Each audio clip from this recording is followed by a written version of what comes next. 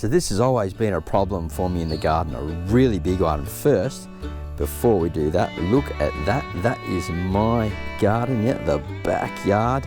It's an amazing space, just 3 years old, and I'm loving it.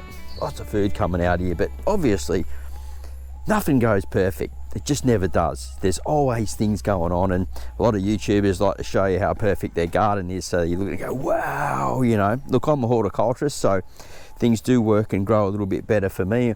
I'm not a mechanic, I can't fix cars and things like that. I can maybe change a spark plug and do the oil if I want to, but gardening's my thing, that's my specialty, and growing food in ag is where I've been for a very long time, few decades now. And here's my tomatoes and cucumber space. Oh, I've got to pick that soon. Whoop, she just fell down. Well, that's getting picked right now then, isn't it? There we go. And here's my tomato space.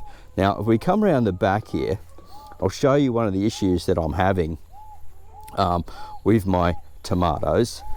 Now, this is something I've been talking about why I built this space like this, and I haven't got out here and got onto the problem. Blight. See, now this is a type of fungus, and it's basically comes up from the soil. So I've been quite lucky because of the way I've set it up here, but I'm being too slow. It's moving up from the bottom and up into the plant. So what am I going to do? I've got to create more airflow through here, and I've got these trusty ties. These are, look, not sponsored, soft twist tie, and I found they're pretty good. And you can use them, I've used other ties, but you can use these over and over again. That's what I really like. As I said, they're a bit more expensive, but you just untie them when you're finished and put them in a nice little container, use them again next time. So that's perfect. So yeah, blight has always been a problem for me with the humidity here on the far north coast. I live in a small town called Mullumbimby, about 10 k's off from the beach, and we get a lot of humidity here, and you know, we can get rain and it gets humid, and it's perfect for blight to take over. And I lost all 99% of my crops last year due to blight and tomatoes. And I'll go through and I'll see if there's any hornworm, and I'll pick them off, any damaged tomatoes, any problem with bugs in them, and I'll throw them to the chickens, and they solve that problem of cleaning up the pests and things like that. So if you don't have that, just throw anything that you think is a pest into the bin and get rid of it off site. Don't compost it or anything like that. So you can see there, that's as gone as when it goes really far, that's what it does. And there's another virus called tobacco virus. I think it's called mosaic virus, and it's bought from people who smoke, mostly rollies, and the tobacco on their hands. And all the family that are related to tomatoes, I think potatoes and all these different ones, all get that virus as well. So I've got to go through here and tie them all up. They're just going absolutely crazy. I've got to get airflow in here and allow it through and get them up off the ground. Like you can see here, this is okay, but there's a nice big hand of Tommy Toe cherry tomatoes, and they're just starting, and I don't want to lose these crops because these will come up, and I've got poles that are around about 8 foot high, and I can tie them up onto there, and we might even put a grid across if they get bigger than that, but we'll just see how things go with that.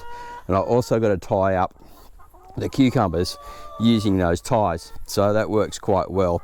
Now here's the girls. Say hello, girls. Good morning. Good morning. Yes, I will feed you soon, I promise. I promise. I know you've got a little bit of food left there.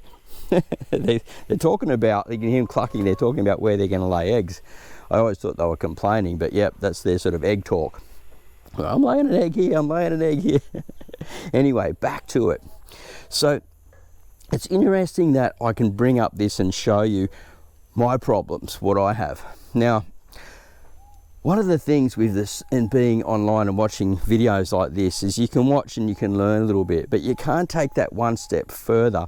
So that's why I developed the community, the Garden Creator Hub, where members can go in there and they can discuss these problems and take them further and really get the help they need and also talk about their wins, you know, their losses, their successes, you know, share harvests, watch content, and be in a space of like-minded souls, so to speak, because look, it can get pretty lonely out there on this whole online world now, right? I find it is, and I'm really stoked that I've made it. So I'm going to leave a link down below in the comments area and also in the description for people that are interested in a space like that and want to get involved. I'm documenting over there lots of different things. Look, sooty mold. I'm sure you're having problems like this in your garden as well with different things. That's got to be removed. I've got a fair bit of work to do here, but I want to also talk and discuss things like this that I'm going through and others are going through over at the community, the Garden Creator Hub, and enjoy. Look, I'm getting a bit out of breath here running around like this, and it's not too hot yet, so I better sign out. I'm really hoping to see you there. This is my garden. I'm Marty, if you haven't met me before, from Marty's Garden, and I love to grow food. Anyway, stay tuned and I'll see you at the next video real soon, okay? But for now, make sure you head over. I really like saying g'day. Ciao.